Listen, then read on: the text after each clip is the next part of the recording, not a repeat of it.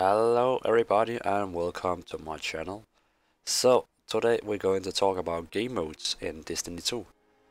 So as you maybe have seen, there's been E3, we have seen a lot of news about Destiny 2, a lot of interviews and a lot of information on the internet. So even if you haven't seen anything about game modes, we're going to cover them now. So let's just jump ahead. So game modes is, you can say, the modes that you can play. There's PvE and there's PvP. So let's start with PvE. So the first thing that you will see when you go in and play Destiny 2 is the story. So they have created a nice story with very good history in it. A lot of people have been claiming about Destiny 1 that the story wasn't so good. Myself, I've played it, but yeah, I have no comment on it. Besides, we got a very nice story in Destiny 2, they say. We're also going to get adventures, and maybe you remember before we had patrols. Now we get adventures that is, like a very big map, and on this map we get there's some caves we're going into, there's some small dungeons, there's chests, there's a lot of things that we can explore.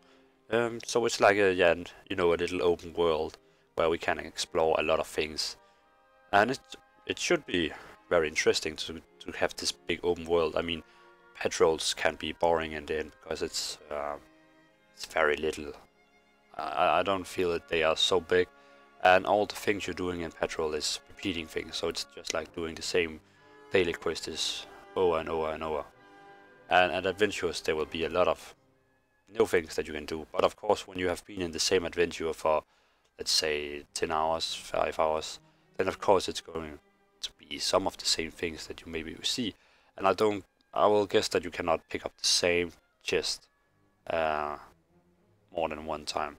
But again, they will also have what is called events. So they will have some public events. So suddenly, if you're going through this adventure, they can have a player event. So a big boss is spawning or anything where people can gather together and kill this boss. And I feel a lot of these things in adventure is the same as World of Warcraft Legion, with the new map that you have World Quest, and you also have events that just can begin. So if you have played Legion, I think it's very similar to that. But yeah, I will not comment on that before I actually try adventures. We haven't seen any real gameplay for adventures. People get allowed to play the story and they get allowed to play the PvP at E3. So, and we also of course keeps the social space. So a place where you can hang out with people, you can go around, you can talk, you can visit your bank and gear up and windows, and the social space like on Destiny 1 we had the tower where you hang out, and the problem with tower I think was that it allowed maximum of about 10 members to be in the same distance, so you didn't actually see so many other people. You only saw 9 other people. I think it wasn't 10, but please correct me if it wasn't 10, but it was something low. And in here it should be like, a little city. We get the output.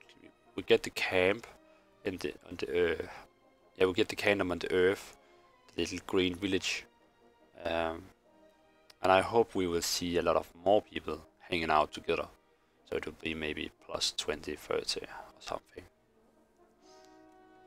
We also have the PvP part, the cooperative multiplayer. That's okay. Sorry, that's nonsense.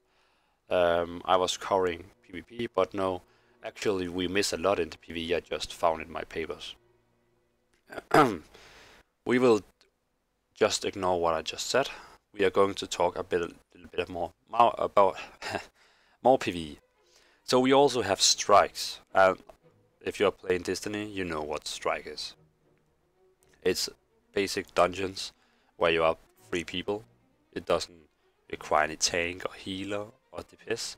You're just 3 guys in this strike slash dungeon, and your mission is to follow the mission it tells you. You will have it in one of the sides. It will tell you go to here, go to there, kill this boss, and so on. It's like a little story mission, a little adventure for just 3 people. And besides strikes, we also get heroic strikes.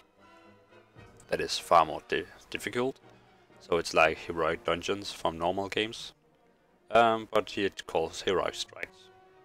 We also get raids, and that's up to 6 persons, and they already have a raid ready, but we're not going to see anything from it for they want us to see first the raid when release.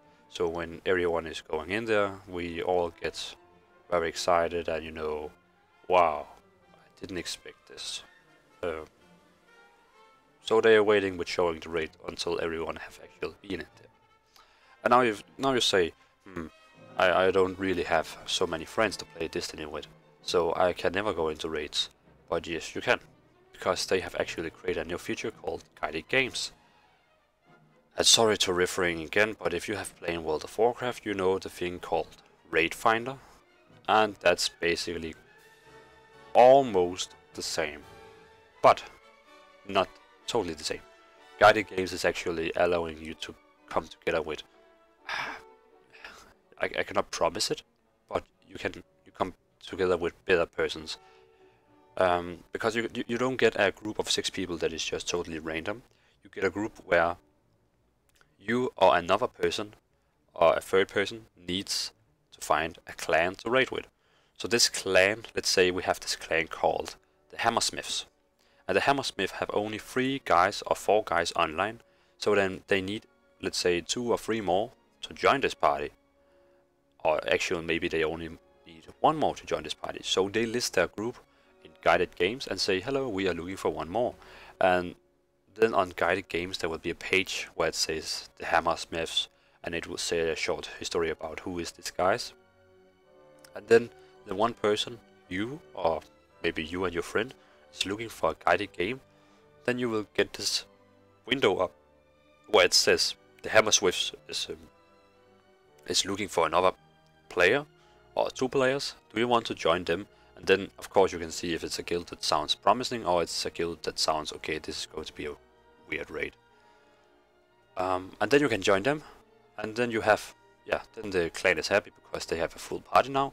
But again, it's very depending. They can risk up to get a player that actually don't know anything and just know how to auto shoot.